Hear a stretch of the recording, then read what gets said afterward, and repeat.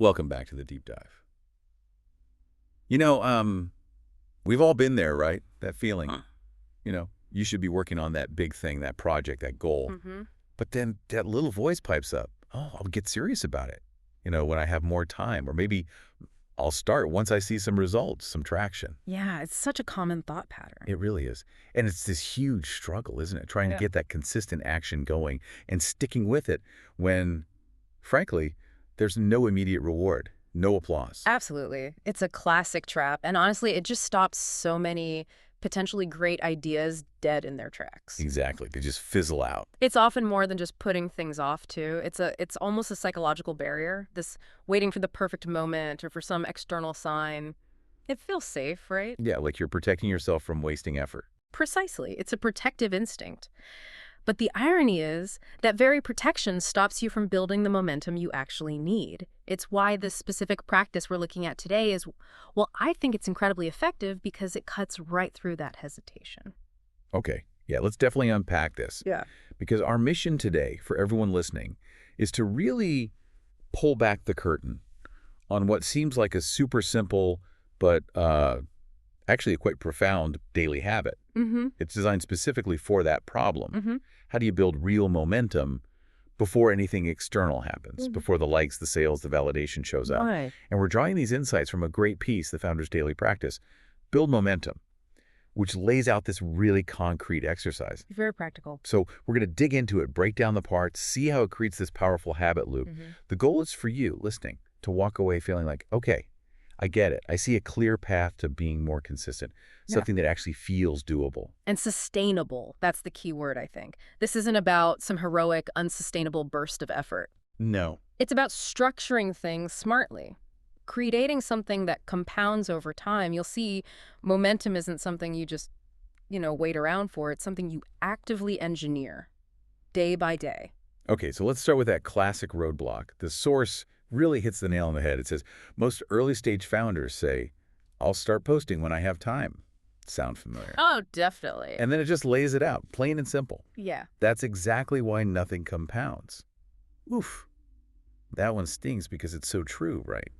It really is. We tell ourselves, oh, I need a clear schedule, I need the perfect setup, but it's just pushing it off, deferring. And what's really insidious about that delay, it's almost a cognitive trick we play on ourselves, is how logical it sounds. Right. I'm swamped now. I'll do it properly later. Exactly. It taps into what psychologists call the planning fallacy. We always think we'll have more time, more energy later. We underestimate future demands. Yeah, we're eternal optimists about our future selves. We are. And so the right time it never quite arrives. Right. Because we're waiting for the stars to align instead of, just starting. And that stops that crucial, tiny, bit-by-bit progress, the stuff that actually builds real momentum.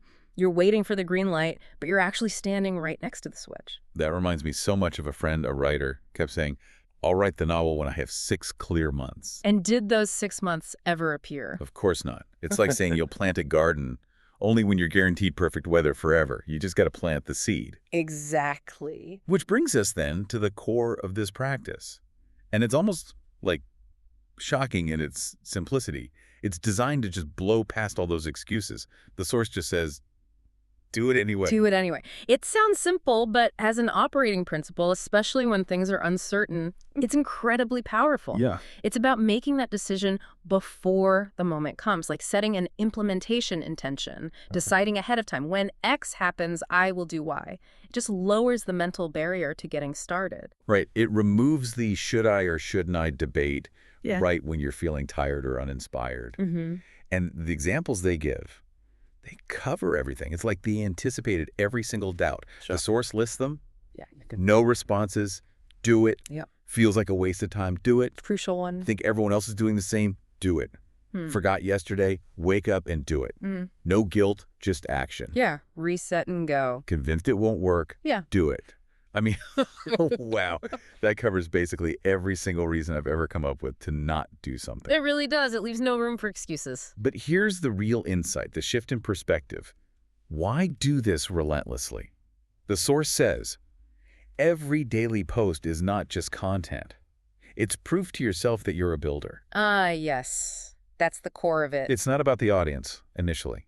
It's about your own self-perception. It absolutely is. And this really brings up a critical point. Where do you get your validation from, especially early on? Because that proof to yourself, the psychological impact is huge. Think about it. In the early days of anything new, the external feedback, likes, comments, sales, whatever, it's often minimal Usually. or zero. Totally. Crickets? Exactly. So if your motivation is totally hooked on that, you're setting yourself up for a rough ride, burnout city, because you can't control it. But generating that internal validation, proving to yourself again and again, I show up, I act, I build, that builds resilience. It creates what's called an identity-based habit. Ah, okay. So it's not just doing building, it's being a builder. Precisely. Your actions are confirming your identity. And that internal feeling of I am someone who does this, that's way more sustainable fuel than chasing external praise that might never come or might be fleeting. It builds self-trust. Wow, okay. That completely reframes it. Yeah. It's not performative, it's formative. You're shaping who you are through the action itself. Exactly. But, okay, it doesn't just stop at relentless action, does it? Because you could just be spinning your wheels. Right. Consistency is crucial, but it's not the whole picture. This is where, for me, it gets really interesting. The practice adds this layer of, like, intelligent adjustment. It says, block out 1 hour, once a week, dedicated time. The reflection piece. Yeah, and it's not just more doing. It's about thinking, strategizing. And this is vital. This is where that raw effort starts to become, refined skill. If you connect it to ideas like deliberate practice, it's the difference between just hammering away randomly and actually learning how to hammer effectively. Good analogy. Without that pause to reflect, yeah, you might be consistent, but you could be consistently doing the wrong thing or missing obvious ways to get better. Yeah. This is the part that makes sure you're not just active, but actually improving. Okay, so what happens in that 1 hour? The source is specific. 3 key things. Yeah. First, reread your posts. Yeah. Just look at what you actually did. Face the reality of your output. Honest self-assessment. Well, Essential. Second, adjust your tone and structure. Hmm. This is where you start tweaking, right? Based on what you saw in the reread. Learning from yourself. That's the iteration loop, your personal A/B test, in a way. And third, crucially, capture what you learned. Write it down. Synthesize it. Don't just think it, capture it. Yes, that active capture is so important for making the learning stick. Otherwise, insights just evaporate. You're building your own internal playbook week by week. So that reflection, that weekly hour, is about becoming smarter about your actions. It's about adaptive learning, thinking about your thinking metacognition. Yeah. You see patterns, you adjust, you document. It turns simple activity into genuinely intelligent progress. Effort becomes expertise over time. Okay, so we've got the daily do it anyway for proof and identity, Mm-hmm. the weekly reflect and refine for smart adjustments. Yep. But there's one more piece, a complementary learning element. The source suggests pairing this rhythm with listening to one 15-minute podcast. Yes, the fuel. Yeah, and specifically on themes like persistence, perseverance, maybe time management, things that reinforce the mindset. It's like refueling your mental and emotional tank. Because let's be honest, even with the best system, motivation can dip, especially when results are slow. Totally. So listening to something focused on persistence or how others manage the time effectively, it just keeps that fire lit. It combats those inevitable slumps. It's proactive mental maintenance. And critically, it's not just passive listening, right?